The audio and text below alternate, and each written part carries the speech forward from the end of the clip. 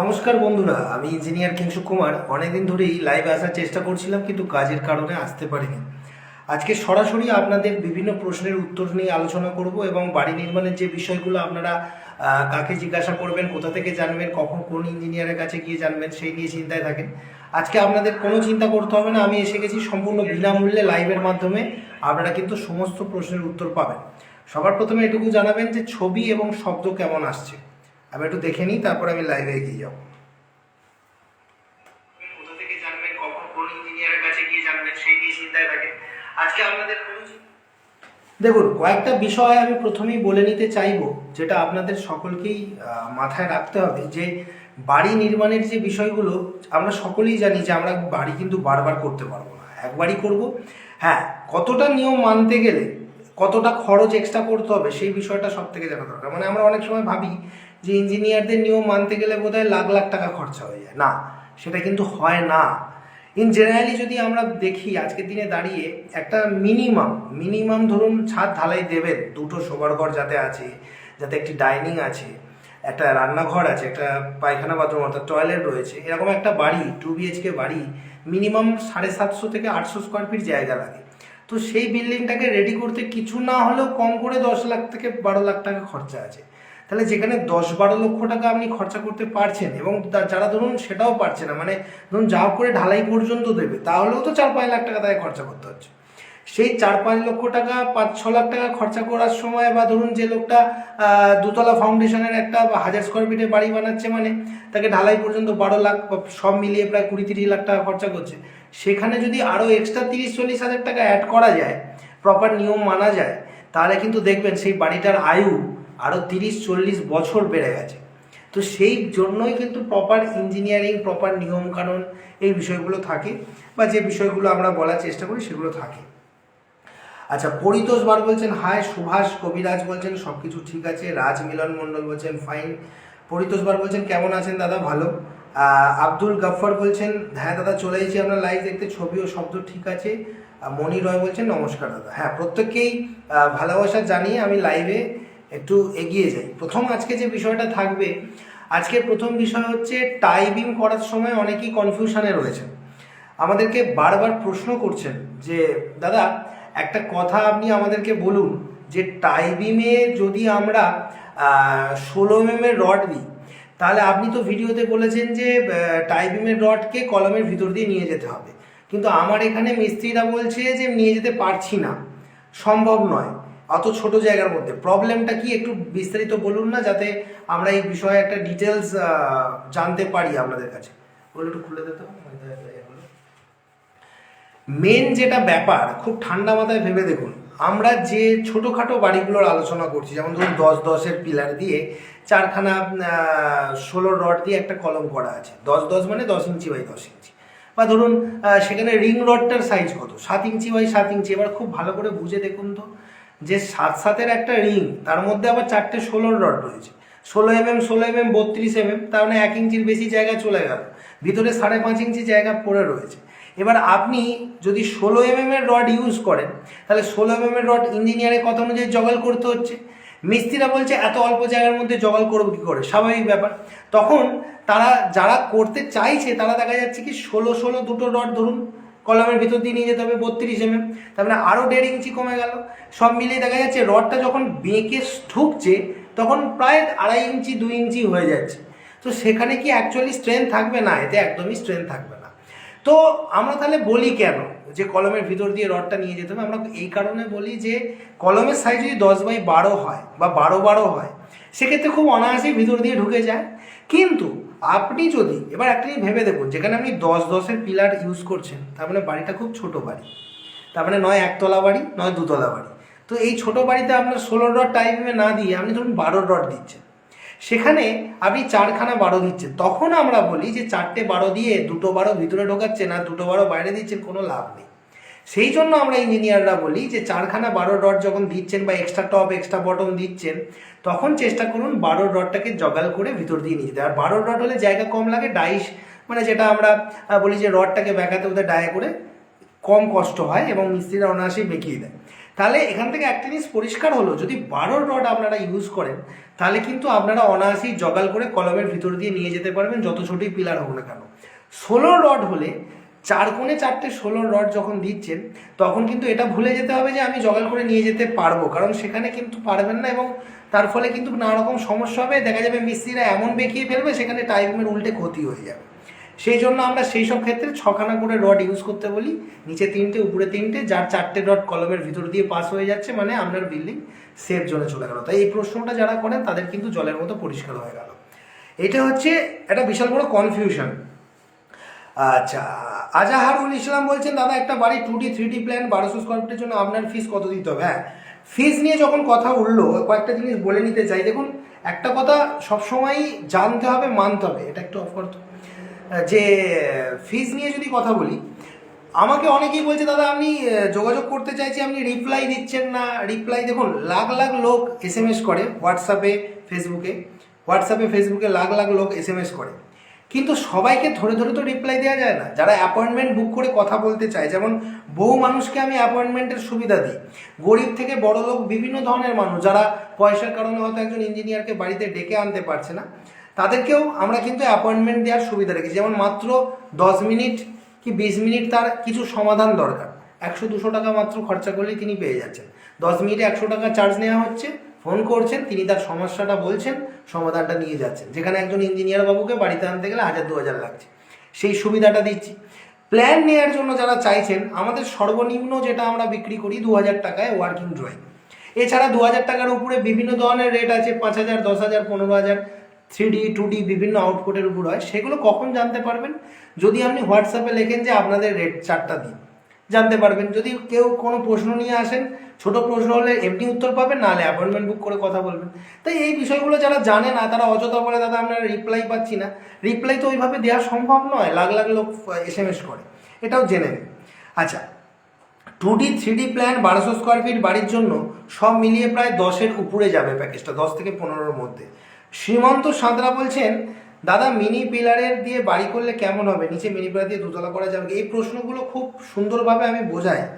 Mini pillar দিয়ে বাড়ি করা যাবে না এটা নয়, করা যাবে। সেক্ষেত্রে মিনি পিলারের ডাইমেনশনগুলো ঠিক করতে হবে।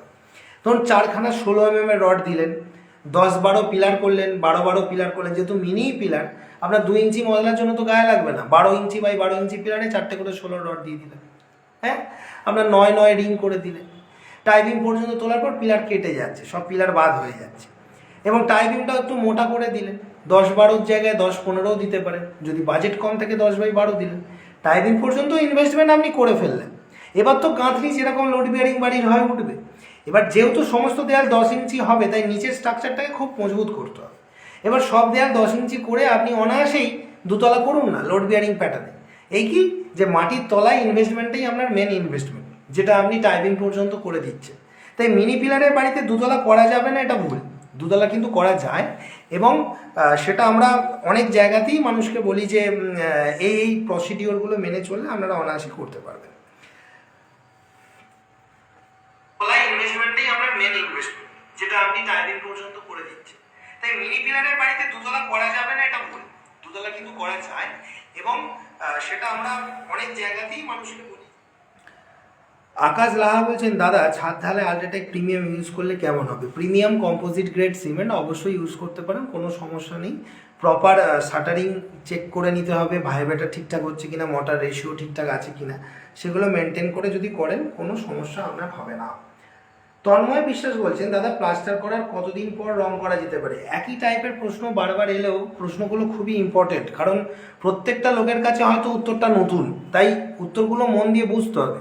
একটা প্লাস্টার করার সময় ধরুন আপনি পাউডার কোট সেম ক্যাটাগরি, যে আমাদের স্নো সেম বিভিন্ন ধরনের কোম্পানির পাওয়া যায় না, সেই ধরনের রং করলে আমরা তো সবসময় জানি দেয়ালকে প্রচুর পরিমাণে, আমরা তো সিমেন্ট বেসড পেন্ট, সেক্ষেত্রে দেয়াল ভিজিয়ে রং করতে হয়, সেই বিষয়টা অনেকটা আলাদা। কিন্তু যখন এবং রংটা যখন একবার স্ট্রেংথ নিয়ে নেয়, তখন আবার অনেক কোম্পানি এটাও ক্লেম করছে যে ওয়াটারপ্রুফ। তাহলে তো যদি আমি রং করে দিই ভিতর বাইরে, তাহলে তো বাইরে ভিতরের জলটা পুরোপুরি ড্রাই হবে না। তাহলে এখানে উপায় কি? আমরা একটা কথাই বলি যে দামি কোয়ালিটি প্রাইমার ওয়াটারপ্রুফ পেন্ট করার জন্য যখন আমি একটা দেয়ালকে নির্বাচন করছি, সবার প্রথমে এটা এনশিওর করুন যে প্লাস্টারটা 1-1.5 মাসের পুরনো, পুরোপুরি ভিতরে কোনো জায়গায় ইট রসে নেই, সমস্ত ইটের যত জল ঢুকেছিল সব রোদ শুষে নিয়েছে, ইট পুরো ড্রাই হয়ে গেছে। এমতো অবস্থায় আপনি রং শুরু করছেন, তাহলে বেস্ট কোয়ালিটি ওয়াটারপ্রুফ প্রাইমার যে কোনো কোম্পানির ঠিক আছে। স্নো সেম করছেন, সেখানে আপনাকে আবার দেয়াল ভেজাতে হবে, কিছু করার নেই, দেয়াল আবার ভিজছে। কিন্তু তার মানে তো এই নয় যে সেই কিউরিং করার মতো বিশাল 2-3 দিন ধরে ভেজাচ্ছেন, সেটা তো না। তাহলে কি হতো, ভিতরে ইট যদি একবার রসে যায় সেই ইট আবার ড্রাই হবে না, তাহলে ভিতরে ভেজা ইট থেকে গেলে সেটা আবার ক্যান্সারের কারণ হবে। তাই একটা জিনিস কি, যারা পাকাপোক্ত রং করছেন, হ্যাঁ, পাউডার কোটিং করছেন না, সিমেন্ট বেস্ট পেন্ট করছেন না, তাদের জন্য বলবো 1.5 মাস আগে বিল্ডিংটাকে শুকোন ন্যূনতম। ক্লিয়ার? 115 জন লাইভটাকে দেখছেন, যারা বিভিন্ন প্রশ্নের উত্তর পাচ্ছেন তাদেরকে বলছি লাইভটাকে শেয়ার করুন। আপনাদের কাছ থেকে এটুকু পারিশ্রমিক আমি নেবো যে উত্তরগুলো যখন নিচ্ছেন এই পারিশ্রমিকটা দিন যে লাইভটাকে শেয়ার করুন, যার ফলে কী হবে, আমার ভিডিওটা হাজার হাজার মানুষের মাঝখানে গিয়ে পৌঁছবে এবং তাদের হয়তো এই সমস্যাটা সে কিন্তু বিনামূল্যে পেয়ে যাবে। তাদেরকে ইঞ্জিনিয়ারের কাছে পারিশ্রমিক দিয়ে যেতে হবে না। এই পারিশ্রমিকটা আপনারা করলে আমার যারা দর্শক বন্ধুরা আছে তারা উপকৃত হলে আমি খাবো, কারণ অনেকটাই উপকৃত হবো। কারণ অনেকেই বলে, দাদা আপনাদেরকে সাইটে আনার অনেক খরচ, সবসময় আপনাদেরকে ফোনেও পাওয়া যায় না, আপনাদের অ্যাপয়েন্টমেন্ট দিয়ে কথা বলতে গেলে সেই হয়তো সামর্থ্য নেই। অনেক মানুষ রয়েছে, গরিব মানুষ রয়েছে, যাদের কিন্তু অনেক উপকার হতে পারে আপনার একটা ছোট্ট শেয়ারের মধ্য দিয়ে। আবু তাহির বলছে, ইঞ্জিনিয়ার সাহেব আপনার বাড়িটা একটু কোথায় যদি বলতেন উপকার হতো। কিন্তু আমি মুর্শিদাবাদ থেকে বলছি, আমি আমার বাড়ি কোথায় সেটা জানার খুব একটা প্রয়োজন নেই। আমার বাড়ি পূর্ব বর্ধমানে, ঠিক আছে। আমার অফিস গুগলে সার্চ করলেই লোকেশন পেয়ে যাবেন, কুমার কনস্ট্রাকশন, তারকেশ্বরের কাছাকাছি। এখন মুর্শিদাবাদ থেকে যদি আমার সাথে এসে অফিসে মিট করতে চাও, তাহলে অবশ্যই তোমাদেরকে অ্যাপয়েন্টমেন্ট বুক করে আসতে হবে। কারণ তুমি আসছো, তোমার জন্য ঘন্টার পর ঘন্টা অপেক্ষা করতে আমি পারবো না, আমি হয়তো বিভিন্ন জায়গায় ব্যস্ত থাকবো। তাই এই বিষয়গুলো থাকে। মোহাম্মদ মিরাজ বলছেন, দাদা ওয়াটার রিজার্ভারের ভিতর ও বাইরের কভারিংটা একটু বলবেন। ভিতর ও বাইরের কভারিং বলতে দেখো, প্রথম কথা হচ্ছে রিজার্ভার খুব ভালোভাবে করতে গেলে প্রথমত কংক্রিটের করতে হবে, তারপর নিট সিমেন্টিং করতে হবে। নিট সিমেন্টিং করার পর এবার কেমিক্যাল কোটিং ভিতরে না করাই ভালো, যদি সেটা পানীয় জলের রিজার্ভার হয়, কারণ সেক্ষেত্রে কেমিক্যাল কোটিং করলে অনেক বেশি শারীরিক ক্ষতিও হতে পারে। নর্মাল নিট সিমেন্ট করে ছেড়ে দিতে হবে। এবার যেটা ব্যাপার, বাইরের কোটিংটা বেটার করার জন্য প্লাস্টার করছো, ওয়াটারপ্রুফ বিভিন্ন ধরনের কেমিক্যাল ইউজ করছো, প্লাস্টার করার আগে নিচের উপর সুপার ল্যাটেক্সের কোটিং করিয়ে দিলে, তারপর প্লাস্টার করলে, প্লাস্টার করার পর একটা ওয়াটারপ্রুফ পেন্ট করে দিলে, এইভাবে তুমি কোটিংগুলো করতে পারো, যদি এইটাই প্রশ্ন হয়ে থাকে।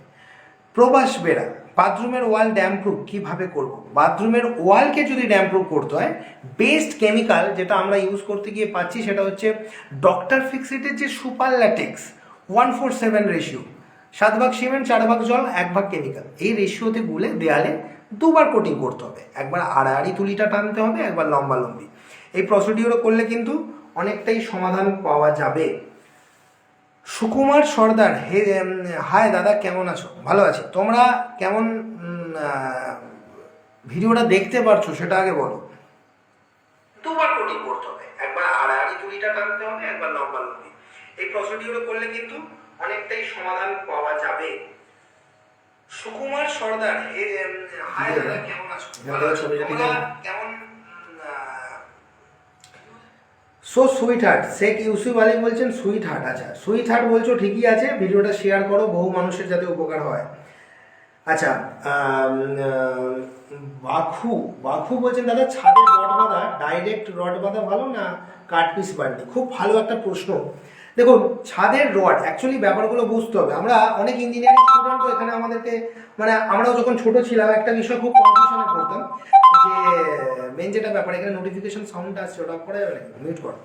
মেন যেটা ব্যাপার, অনেক সময় আমরা বারবার আমরা নিজেদের মনের মধ্যে একটা ডাউট থাকতো যে একটা ছাদ মানে কি গোটা বাড়ির ছাদটা একটা ছাদ, না একটা ঘরের মধ্যে তো নকশায়, যেমন ধরুন 4টে শোবার ঘর, একটা ডাইনিং, একটা টয়লেট, বিভিন্ন রুম আছে, তাহলে ছাদ মানে কি? আমরা ছোটবেলায় কি ভুল করতাম জানেন তো? আমরা ভাবতাম যে গোটা ছাদটা মানে একটা স্ল্যাব। না, আমাদের একটা জিনিস বুঝতে হবে, আমরা যখন ফ্রেম স্ট্রাকচারে বাড়ি করছি, ওয়াল বিম স্ট্রাকচারে বিশেষ করে, তখন কিন্তু আমাদের ওয়াল বিম যাচ্ছে কলাম টু কলাম। তাহলে কলাম টু কলাম হচ্ছে আমার এক একটা খাটাল, বাংলা ভাষায় আমরা খাটাল বলি না, মানে এক একটা স্ল্যাব। তার মানে একটা ঘরের মধ্যে 10টা স্ল্যাব থাকতে পারে, একটা ঘরের মধ্যে 6টা স্ল্যাব থাকতে পারে। তাহলে ওই এক একটা স্ল্যাবের রড বাইন্ডিংটা নিয়ে আমরা কনসার্ন কি, যে এক একটা স্ল্যাবের রড বাইন্ডিং, মানে ধরুন একটা বাড়ির মধ্যে 2টো শোবার ঘর আছে, একটা টয়লেট আছে, একটা ডাইনিং আছে, একটা রান্নাঘর আছে। তাহলে রান্নাঘর, টয়লেট, দুটো শোবার ঘর, এরা আলাদা আলাদা একটা ছাদ, তার মানে গোটা ছাদটা একসাথে নয়। তাহলে আপনি কিন্তু কাট পিস রড বাঁধলে সেটা হবে সঠিক রড বাইন্ডিং। এবার এখানে আমাদের মনে একটা কারণ কি, প্রত্যেকটা স্ল্যাবের রড বাইন্ডিং অন্য স্ল্যাবের রড বাইন্ডিংয়ের সাথে মিল নাও হতে পারে। একটা ঘর আছে 12x14, তার মেন ডিস্ট্রিবিউশনের গ্যাপ যদি 6 ইঞ্চি 7 ইঞ্চি হয়। আরেকটা ঘর আছে দেখা যাচ্ছে 14x15, তার মেন ডিস্ট্রিবিউশনের গ্যাপ তো 5 হতে পারে।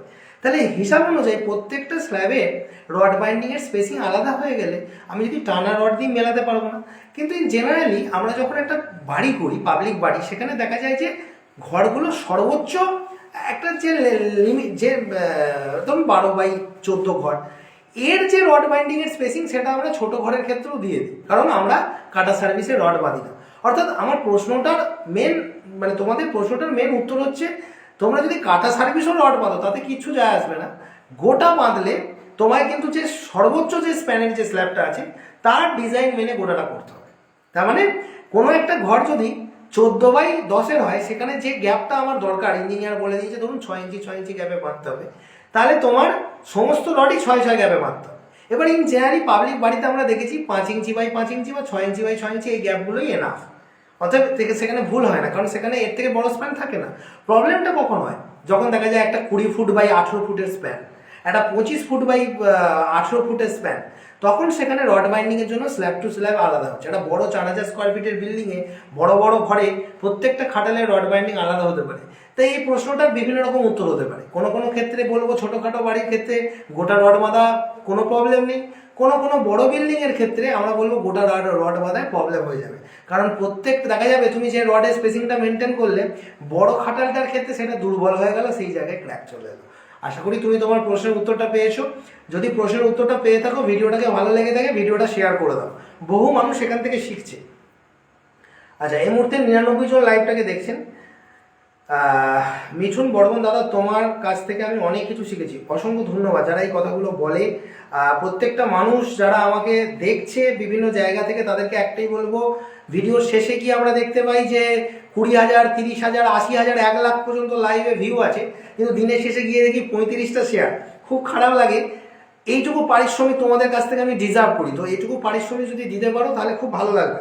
ওকে, বরুণ মণ্ডল দাদা নমস্কার। 3 তলার জন্য কত ফুট নিচে ডিপ করতে হবে? দেখো, সাধারণত আমরা কি বলি যে 3 তলার উপরে বাড়ি হলে সয়েল টেস্ট করাটা দরকার, কারণ সয়েল টেস্টিংয়ের উপর ভিত্তি করে এটা আমরা নির্ধারণ করি যে ডেপথ কত হবে। সাধারণত যে সমস্ত সয়েলের লোড বিয়ারিং ক্যাপাসিটি কম, সেই সব সয়েলের ক্ষেত্রে বেশগুলো আমরা ফ্রিকশন ডেভেলপ করার জন্য একটু ডেপে যেতে চাই। ফ্রিকশনাল ডিজাইন সেখানে ক্রাইটেরিয়ার মধ্যে থাকে। ইন জেনারেলি তোমার প্রশ্নের উত্তরটা সহজভাবে দেবো। মোটামুটি 3 তলা বাড়ির জন্য সবথেকে স্ট্যান্ডার্ড এবং বেস সাইজ, মোটামুটি স্ট্যান্ডার্ড সয়েলের ক্ষেত্রে 7 ফুট, অর্থাৎ 7 ফুট গভীরতায় তোমাদেরকে যেতে হবে। আশা করি তোমাদের প্রশ্নের উত্তর তোমরা পেয়েছো। ডিজাইন সেখানে ক্রাইটেরিয়ার মধ্যে থাকে। ইন জেনারেলি তোমার প্রশ্ন 8 মিনিট আমরা লাইভটার মধ্যে রয়েছি, এছাড়া আমরা আরো অনেকক্ষণ লাইভের মধ্যে থাকবো। তোমাদের প্রশ্নগুলো একে একে। যে দেবাশিস মন্ডল দাদা, ছাদ ঢালের জন্য বেস্ট সিমেন্ট কোনটা? প্রথম কথা, আমি কোনো পার্টিকুলার কোম্পানিকে এখানে হাইলাইট করি না, কিন্তু তবুও যদি বলো, আমি কয়েকটা সিমেন্ট নিয়ে স্পেশালি কাজ করি। অনেকেই আমার ভিডিওতে ডাইরেক্ট কোনো সিমেন্ট বা রড কোম্পানির নাম সচরাচর পায় না, তবে আমি বলে দিই, যেহেতু প্রমোশনাল ভিডিও নয়, কোনো কোম্পানির কাছ থেকে তো প্রমোশনাল করার জন্য ভিডিও বানাচ্ছি না, তবুও আমরা আমাদের অনেকেই, যেমন আমার দেখা যাচ্ছে বিভিন্ন উত্তর আসবে, ধৈর্য ধরতে হবে, একটু ধৈর্য ধরতে হবে। একটু ভেঙে কেন বলছি, বুঝতে সুবিধা হয়। যেমন ধরো, আমি একটা ভিডিওতে ডক্টর ফিক্সিটের ভিডিও বানালাম, কেউ হয়তো বলবে যে ডক্টর ফিক্সিটের দালাল, ডক্টর ফিক্সিট একে পয়সা দিয়েছে বোধহয় ওই জন্য অ্যাড দিচ্ছে, না, ব্যাপারটা তা নয়। আমি পার্টিকুলার সেই কোম্পানির সেই কেমিক্যালটা ইউজ করে লাভজনক কিছু পেয়েছি বলেই আমি তোমাদের সামনে ক্যামেরায় তুলি, কারণ আমার কোনো কোম্পানিকে খারাপ বলতে ভালো বলতে কোনো দায় নেই। কোনো কোম্পানি খারাপ হলে মুখের উপর বলে দেবো, কিচ্ছু করতে পারবে না আমার। তার কারণ হচ্ছে আমি সেটা প্রমাণ করে তবেই বলবো, প্রমাণ তো আমরা কি বলি না। তো সেরকমই দু একটা সিমেন্টের নাম করি, যেমন ধরো এসিসি F2R, খুব ভালো ঢালাই সিমেন্ট। নোভাকো 5 স্টার কংক্রিটও খুব ভালো ঢালাই সিমেন্ট। এসিসির গোল্ড খুব ভালো ঢালাই সিমেন্ট।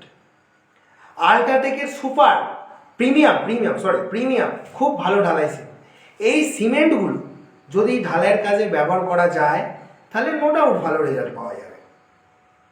তবে আমি পার্টিকুলারলি এসএসসি F2 আর এসএসসি গোল্ড, নোভাকো 5 স্টার এইগুলোকে আমরা এগিয়ে রাখবো।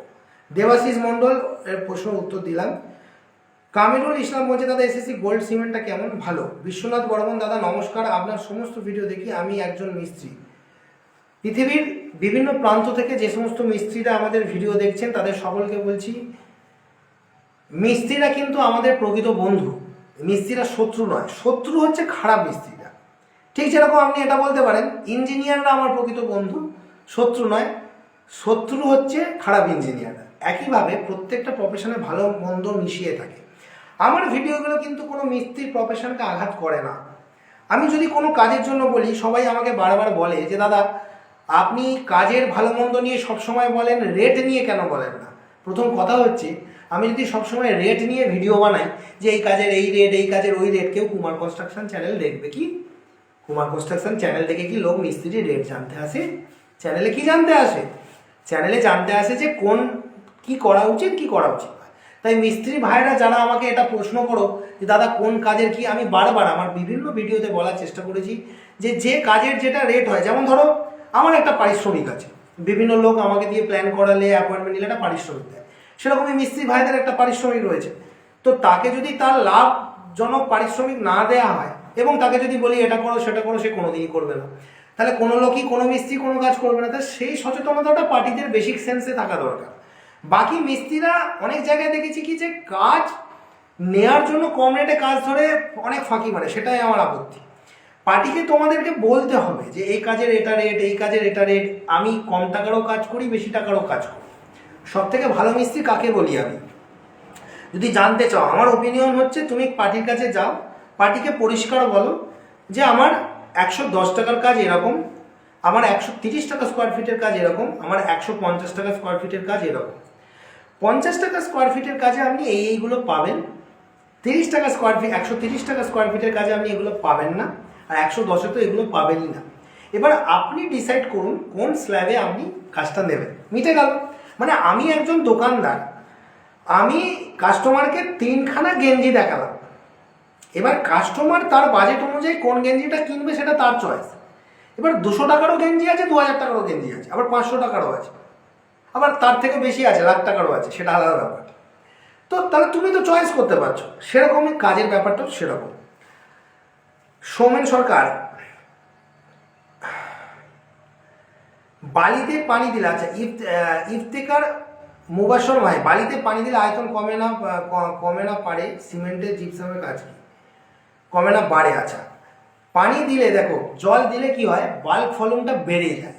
অর্থাৎ আমার দেখে মনে হয় অনেক বালি আছে, তার মানে কম বালিকে বেশি দেখানোর জন্য আমাকে কিন্তু জল মেশাতে হচ্ছে। এবার তুমি যদি ওই বালিটাকে ড্রাই করে নাও, শুকিয়ে নাও, দেখবে অনেক কম, তাহলে জল চলে গেল মানে ভলিউম কমে গেল। ওই জন্য বাল্ক ভলিউম বেড়ে যাওয়া, এই নিয়ে অনেক টেকনিক্যাল বিষয় থাকে যেগুলো জমাট বাঁধতে সাহায্য করে, জিপসামের যে কাজ তাড়াতাড়ি জমাতে সাহায্য করে, এই বিষয়গুলো আছে, এই বিষয়গুলো নিয়ে আলোচনা আছে, সেগুলো আরও বিস্তারিতভাবে ভিডিও আসবে, নানা রকমের ব্যাপার যেগুলো থাকে সেগুলোই আমার ভিডিওতে আমরা তুলে ধরি। মাধব দাস, দাদা বাড়িতে রুমে কি ভেন্টিলেশন রাখতেই হবে? খুব ভালো একটা প্রশ্ন। ভেন্টিলেশন যদি না রাখো, আমি বলছি এসি চললে ন্যাচারাল মানে আর্টিফিশিয়াল ভেন্টিলেশন হয়ে যাচ্ছে, এসির মাধ্যমে এয়ার ঢুকছে বেরোচ্ছে চলছে। কিন্তু তুমি এমন একটা কন্ডিশন ধরো, প্রচণ্ড বৃষ্টি হচ্ছে, ঝড়ঝাপটা হচ্ছে, জানলা দরজা বন্ধ করে শুয়ে আছো, বা এমন একটা কন্ডিশন শীতকাল, চারিদিকে হুড়হুড়ে ঠান্ডা, সব জানলা দরজা বন্ধ আছে, সে মতো অবস্থায় তোমার যদি বাড়িতে ভেন্টিলেটর না থাকে, আমাদের যে নিঃশ্বাস এই যে ক্রমাগত চলে, আমরা তো ওই বাতাসটাকে নিয়েই করছি, তাহলে ঘরের মধ্যে বাতাসটা বাইরে থেকে পিওর বাতাস অক্সিজেনেটেড এয়ার ঢুকছে কোথায়? তাহলে বাইরে থেকে অক্সিজেনেটেড এয়ার ঢুকছে না, বা ভিতরে যে কার্বন ডাইঅক্সাইড যুক্ত এয়ার রয়েছে সেটা বেরোচ্ছে না, তাহলে সেই এয়ারটা তো ইমপিওর হয়ে যাচ্ছে, যার ফলে আমাদের শারীরিক নানা রকম অবক্ষয় হচ্ছে, আমাদের শ্বাস প্রশ্বাসের কষ্ট হচ্ছে। তো সেই জন্য ভেন্টিলেশন থাকাটা অত্যন্ত প্রয়োজনীয়। ঘরের টেম্পারেচার কন্ট্রোল করে ভেন্টিলেটর। হ্যাঁ, তো আজকের দিনে দাঁড়িয়ে ভেন্টিলেটর উঠে যাচ্ছে না, ভেন্টিলেটরের প্রচুর গুরুত্ব আছে। মার্চের চ্যানেল কই? ইফতেখার মুবাশশর মাহি, মার্চের চ্যানেল আসছে। আমি একা মানুষ, বিভিন্ন রকমভাবে টোটাল যে চ্যানেলের যে হেড, মানে যাকে তোমরা দেখো ভিডিওতে, যে ইঞ্জিনিয়ার হিসেবে কুমারদাকেই দেখি, কুমারদার দ্বিতীয় কোনো ইঞ্জিনিয়ারের মুখ আমরা এখনো চ্যানেলে দেখিনি। অর্থাৎ এর মুখ কিন্তু আমি, অর্থাৎ আমার যদি শরীর অসুস্থ হয়ে গেল, নতুন চ্যানেল তো দূরের কথা, কুমার কনস্ট্রাকশনে ভিডিও যাবে না, এরকম একটা ব্যাপার।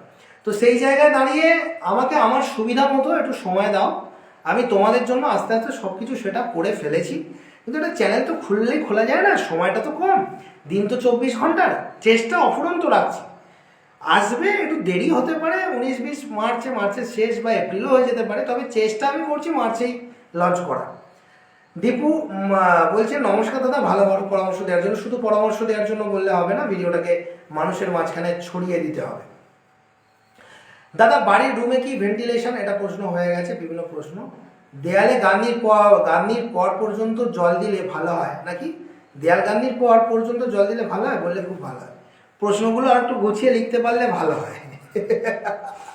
প্রথম কথা হচ্ছে, দেয়াল গাঁথার পর মোটামুটি 7-8 দিন দেয়ালটাকে ভেজাতে হবে। এই নয় যে মিস্ত্রি গেঁথে চলে গেল তারপরে আপনি জল দিলেন, না, গাঁথিটাকে শুকোতে দিন, 8-10 ঘন্টা বাদে আস্তে আস্তে জল দিন। ওকে। নৃপতি নারায়ণ গোস্বামী, 8 mm রড দিয়ে দুতলা বিল্ডিং করতে চাই, সেক্ষেত্রে কলম বা বিম বাইন্ডিং কী হবে স্যার? 8 mm রড দিয়ে বলতে দুতলা মানেই বুঝলাম না। 8 mm রড লোকে সানসেটে ইউজ করে, রিং হিসাবে ইউজ করে, টাইবিংয়ের বা কলামের বা ছাদের প্লেটেও অনেক সময় বাজেট কম থাকলে ইউজ করি আমরা। কিন্তু 8 mm রড দিয়ে ভুলেও কলম করতে যাবেন না। কলামের ভার্টিক্যাল রড মিনিমাম 12 mm বা 16 mm, দুতলা বাড়িতে 6টা 12 নয় 4টে 16 দিতে হবে। টাইবিংয়েও তাই 6টা 12 নয় 4টে 16।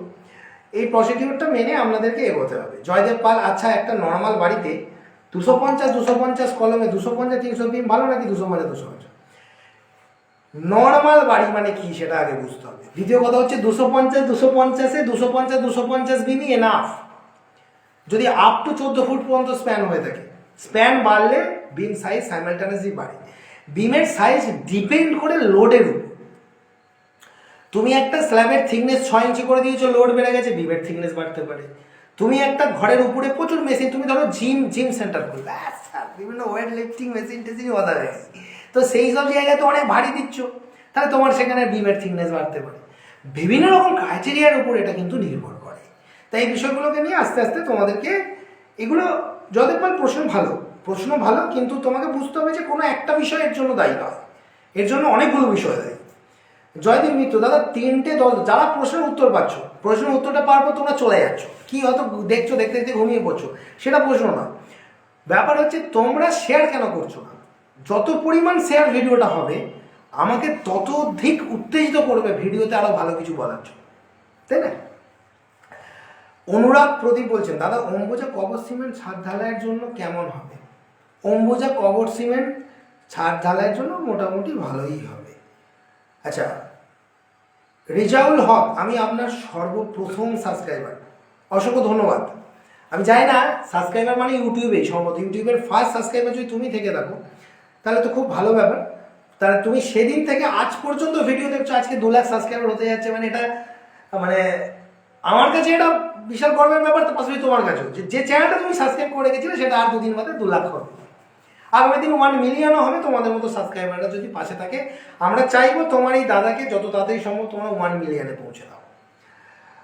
তার কারণ হচ্ছে 1 মিলিয়ন সাবস্ক্রাইবার নিজের মধ্যেই একটা আলাদা অ্যাচিভমেন্ট, এটা 1 মিলিয়ন একটা সাবস্ক্রাইবার, হ্যাঁ। যাই হোক, তো এই ভিডিওগুলো বানাচ্ছে কিসের জন্য এটুকু উদ্ভূত। দেখো সত্যি কথা বলতে কি, সমাজে দুনিয়া ইঞ্জিনিয়ার নেই তা নয়, ইঞ্জিনিয়ার আছে, কিন্তু ইঞ্জিনিয়াররা tired, they are very tired. তার মানে তারা কাজের শেষে এসে আর ভিডিও বানাতে পারছে না। বা যারা এমন ইঞ্জিনিয়ার আছে যারা কাজ পায়নি, তারা ভিডিও বানাতেই পারবে না, কারণ তাদের সেই নলেজটা নেই। আবার এমন ইঞ্জিনিয়ার আছে যাদের নলেজও আছে, ভিডিও বানাতে চাইছে, তাদেরকে উৎসাহিত করার দায়িত্ব কিন্তু তোমাদের। যেমন কুমার কনস্ট্রাকশন, তার একটা জলজান্ত উদাহরণ, কাজও করছে ভিডিও বানাচ্ছে, কিন্তু তোমরা যদি উৎসাহিত না করো তাহলে ভিডিও আসবে না, ভিডিও স্লো হবে, রোজ রেগুলার লাইভ পাবে না। আমি যদি দেখি আমার একটা লাইভে হঠাৎ করে 1 মিলিয়ন ভিউ হয়ে গেছে, তুমি কি বলো তারপরে তুমি লাইভ বানাবো না? অবশ্যই লাইভ আসবে। কিন্তু আমি দেখি একটা লাইভে 10-20 হাজার সাবস্ক্রাইব, একটা ভিউ, মনে একটা খারাপ লাগে যে এটা কিসের জন্য বকছি এত, এই যে লাখ লাখ টাকার যে ইনফরমেশন দিচ্ছি কিসের জন্য, যে কারাকে দিচ্ছি, ইনফরমেশান যদি শেয়ার করে ভিউ বাড়াও, তাহলে আমি মনে উৎসাহিত হয়ে আরও ভালো ভিডিও দিতে পারবো। ওকে, আচ্ছা প্রদীপ কী রে সেতুপতি নাকি লিখেছে, সাতপাথি না কি লিখেছে রে? যাই হোক দাদা, বলছি যে এখন কি মেঝে ঢালাই কি মাস্ট? প্রশ্নটা দেখো, প্রথম কথা হচ্ছে মেঝে যদি আমরা না করি তাহলে কী হবে? তোমাকে বালির উপর মাদুর পেতে বসতে হবে, তাই না? দ্য জোকস ব্যাপার। দেখো মেঝে ঢালাই মাস্ট ব্যাপারটা নয়, ব্যাপারটা হচ্ছে আমরা বাড়ি করার সময় প্রচুর তাড়াহুড়ো করি, চা করে মাটি টাটি বুঝিয়ে আরে মিস্ত্রিরা বলে দাদা তাড়াতাড়ি মাটি ফেলুন, দেরি হচ্ছে, কাজে হতে হবে, অত টাইম নেই, যা করে মাটি টাটি ফেলে মিস্ত্রিরা ওর উপর কাজ শুরু করে দিল, আমরাও আর ধ্যান দিলাম না। পরে কিছুদিন বাদে ছাদটা ঢালাই হয়ে যাওয়ার পর আমরা মেঝেটা ঢালাই করে দিলাম, তারপর মেঝেটাও গেল বসে, ক্র্যাক চলে এলো, এত টাকা দিয়ে বাড়ি করলাম, মেঝেটা ফেটে গেল, এই যে আফসোসটা।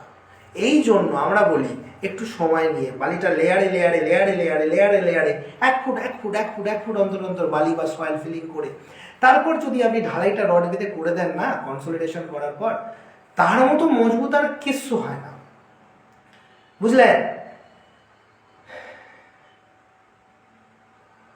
সত্যজিৎ ঘোষ, সৌমেন সরকার মনে একটা প্রশ্ন করছেন, 3 তলায় টাই বিম রড। প্রশ্নগুলো আরো একটু গুছিয়ে ডিটেলসে বলা উচিত। 3 তলায় টাই বিমের মিনিমাম 10/15 টাই বিম হওয়া দরকার, যেখানে 6টা 16 রড বাধ্যতামূলক। ওকে, সত্যজিৎ ঘোষ, দাদা আপনার ফোন নাম্বারে রিং হচ্ছে কিন্তু আপনি ফোন তুলছেন না, আপনার কি অন্য কোনো ফোন নাম্বার আছে? সারাদিনে যদি ফোনের কল লিস্টটা দেখাই, অন্তত কিছু না হলেও 1500 থেকে 2000 রিং হয়। সবার ফোন কিন্তু ধরা হয় না, ফোন তাদেরই ধরা হয় যারা অ্যাপয়েন্টমেন্ট বুক করে কথা বলে। সত্যজিৎ ঘোষের প্রশ্ন, তোমাদের একটা জিনিস বুঝতে ভুল হয়, তোমরা ভাবো যে ইনি ইউটিউবে ভিডিও বানানো মানে এনার সারাদিনের কাজ ঘুম থেকে উঠে ভিডিও বানানো আবার ঘুমিয়ে পড়া। না, প্রথম কথা হচ্ছে অনেকে আমাকে বলে, একজন তো আমাকে ভালোবেসে বললেন যে দাদা আপনাকে ইউটিউবার বলবো না বিজনেসম্যান বলবো না ইঞ্জিনিয়ার বলবো। আমি তাকে বললাম দাদা আমাকে ইঞ্জিনিয়ার বলুন, কারণ আমি ওইটাতেই বেশি গর্ববোধ করি। এদিকে আমার 2 লাখ সাবস্ক্রাইবার, লোকে আমাকে ইউটিউবার বলতেই পারে। আবার আমি বিজনেসম্যানও, কারণ আমি এটা বিজনেস করছি, কুমার কনস্ট্রাকশন একটা বিজনেস একটা জায়গা। ওকে, তো এখন এই বিষয়ে যদি আপনারা এটা ভেবে থাকেন যে ইউটিউবে ভিডিওগুলো বানাচ্ছে মানে এনার আমাদের সকলকে সবাই ফোন ধরবে, সম্ভব? সারাদিনে হাজার হাজার মানুষ আমার ভিডিও দেখবেন আর ফোন করবে, সম্ভব তো নয়। হ্যাঁ, যারা ইঞ্জিনিয়ারকে বাড়িতে ডাকতে পারছেন না, 1000-2000 টাকা খরচা করার সামর্থ্য নেই, যারা মনে করছেন যে এত সুলভ মূল্যে, বা অনেকের সামর্থ্য আছে, উনি হয়তো ভাবছেন যে কুমার কনস্ট্রাকশন ছাড়া বাকি ইঞ্জিনিয়ারদের কথা আমি মানবো না, ওনাকেই চাই, তাদের জন্য আমি অ্যাপয়েন্টমেন্ট সিস্টেমটা চালু করেছি। সারাদিনে 50-100 জন লোকের সাথেও আমি কথা বলি, আরও বেশি সংখ্যক লোক এক দিনে কথা বলি। 10 মিনিটের টাইম দেওয়া হয়, কেউ 2 মিনিট 5 মিনিট 10 মিনিট যার যেমন টাইম সে নেয়, আবার 100 টাকার বিনিময়ে সে তার প্রশ্নের উত্তর পেয়ে যায়। এখন আপনি কিছু প্রশ্ন করবেন, লাখ টাকার বাড়ি বাঁচাবেন, আপনি যদি মনে করেন যে সম্পূর্ণ বিনামূল্যে উত্তর চাই, তাহলে আপনাকে আমাদের এই লাইভগুলো আসার অপেক্ষায় বসে থাকতে হবে। আর নাহলে আপনাকে হোয়াটসঅ্যাপে গিয়ে লিখতে হবে স্যার অ্যাপয়েন্টমেন্ট চাই, আমার টিমের তরফ থেকে একটি বারকোড যাবে, সেখানে পেমেন্ট করতে হয়, তারপর স্ক্রিনশট পাঠাতে হয়, তারপর আমার ফোন নাম্বারটা পাবেন, দেখবেন ফোন ধরা হবে, এটাই সিস্টেম।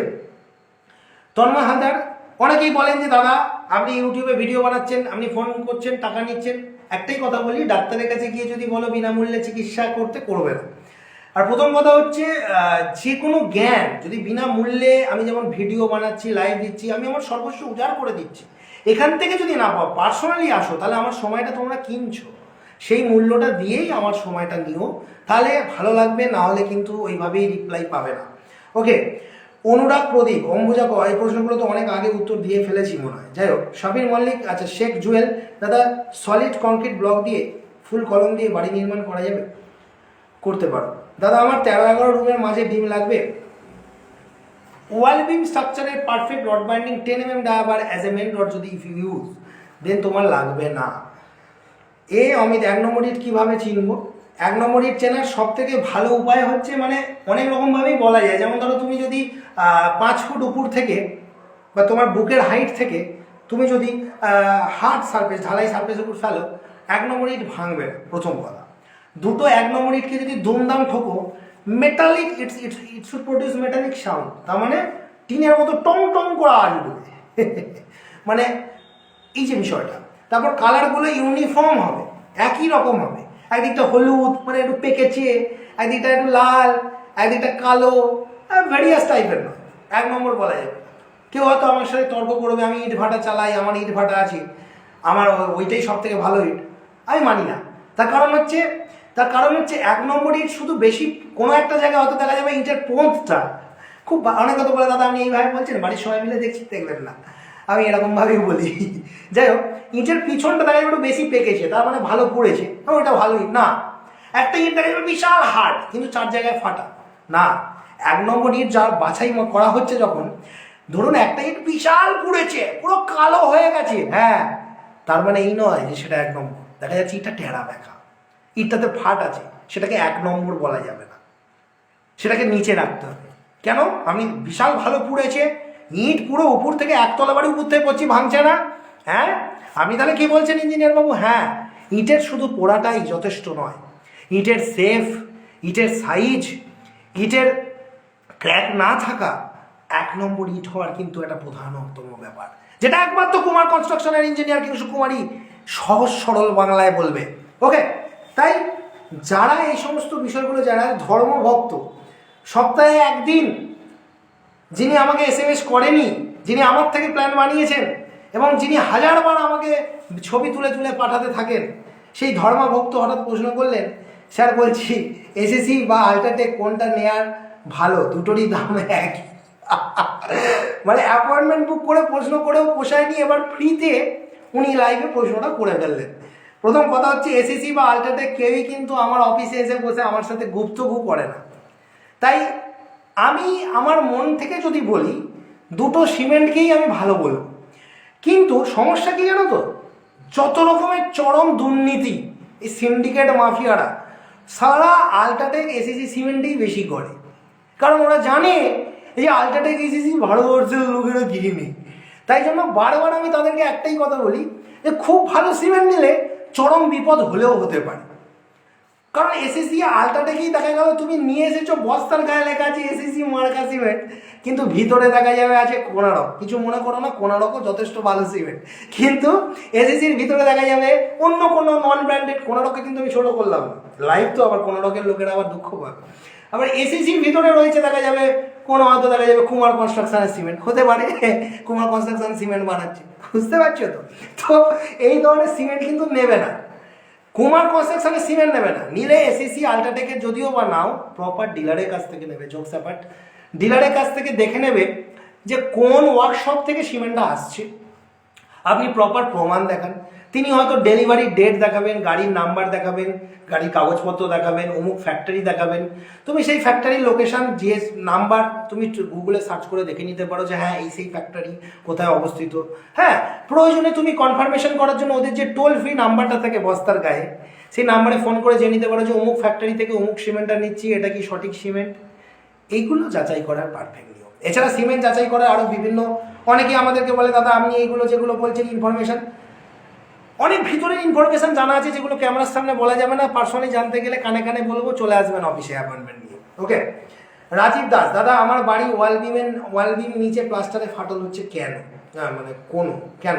রাজীব দাস, একটাই কথা বলবো, স্ট্রাকচারাল স্টেবিলিটি একটা বিশাল গুরুত্বপূর্ণ জিনিস। অনেকেই আমাদেরকে বলে, কদিন আজকেই একটা কাস্টমারের সাথে কথা হচ্ছিল, মানে তিনি অ্যাপয়েন্টমেন্ট বুক করেছিলেন, আজকে অ্যাপয়েন্টমেন্টের ভুল লাইন পড়ে রয়েছে হোয়াটসঅ্যাপে, অ্যাপয়েন্টমেন্ট দিচ্ছি না, লাইভ দিচ্ছি।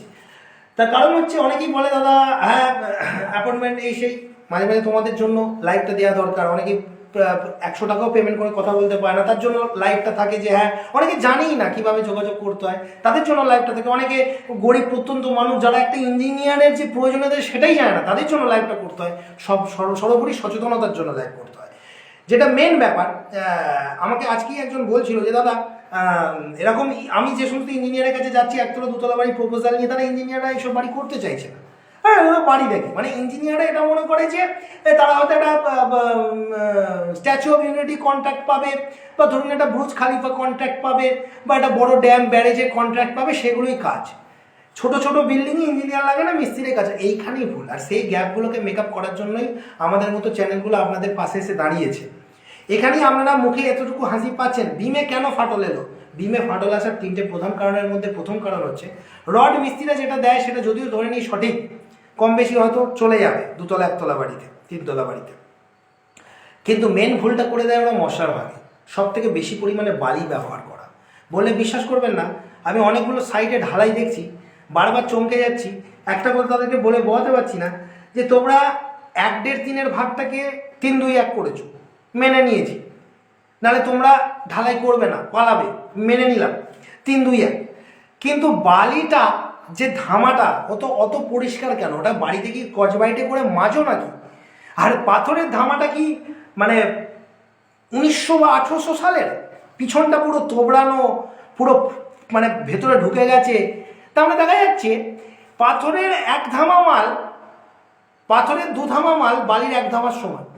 তো এইভাবে তারা দেখে দিচ্ছে, এই তো দাদা আপনি বললেন 3টে পাথর 2টো বালি 1টা সিমেন্ট, তাই তো দিয়েছি। বালির ধামা পরিষ্কার, আবার বালি উঁচু করে দিচ্ছে, তাহলে বালি বেশি যাচ্ছে না? ওই সমান পাথর সমান বালির কাজ জিন্দিগিতে কোনোদিনও বাড়ি ভালো হবে না, যান লিখে দিলাম, বলে দিলাম, ক্যামেরায় ভিডিও নিয়ে গিয়ে গোটা দুনিয়ায় শেয়ার করে দিন যে কুমারদা বলেছে। বালি যতদিন বেশি দেবে মিস্ত্রিরা, পৃথিবীর কোনো বাড়ি ভালো হতে পারে না।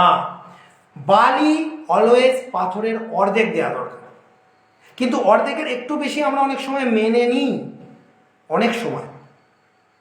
মাথায় ঢুকছে?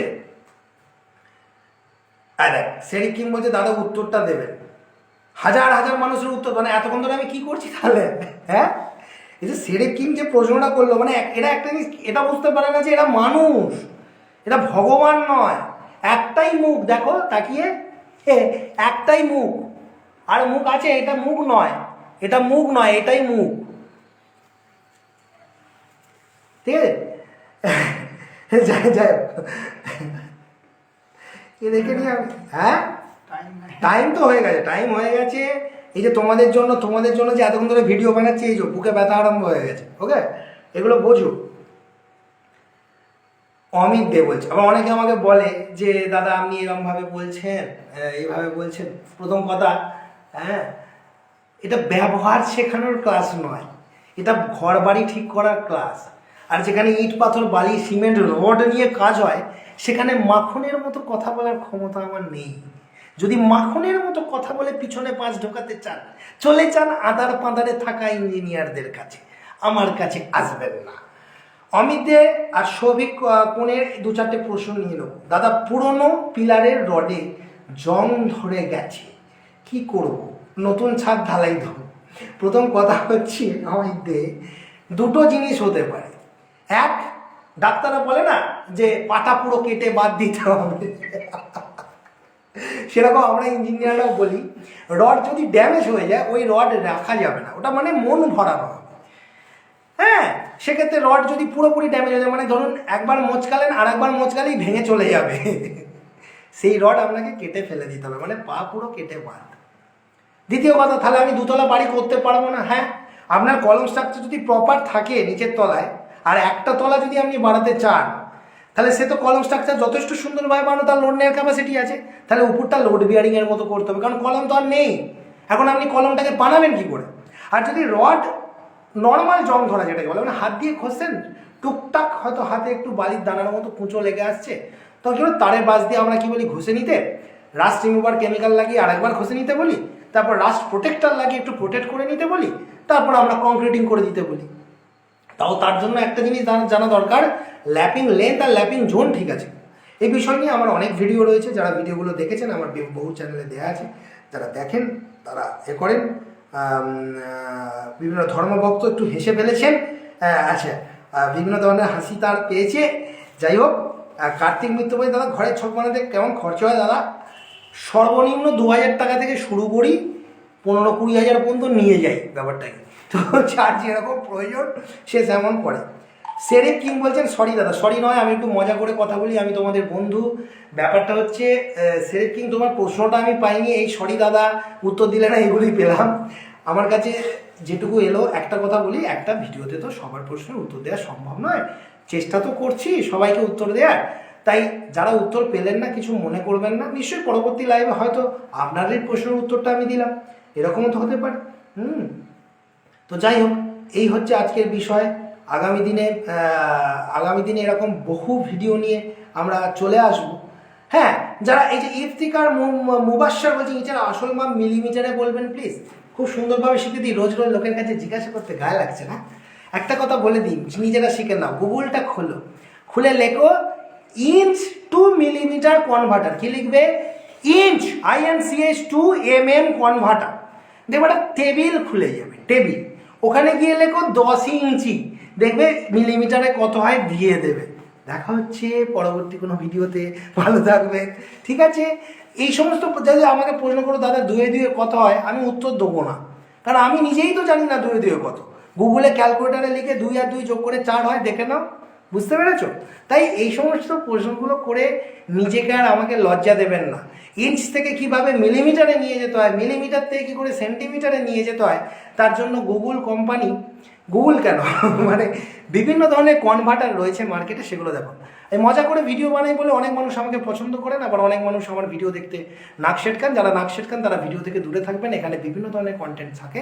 শুধু একটাই কথা বলবো, আমাকে যদি একটু উৎসাহিত করেন তাহলে আগামী দিনে আরও হাই লেভেলের ভিডিও আমি প্রডিউস করবো। দেখা হবে পরবর্তী কোনো ভিডিওতে, ভালো থাকবেন, বাই।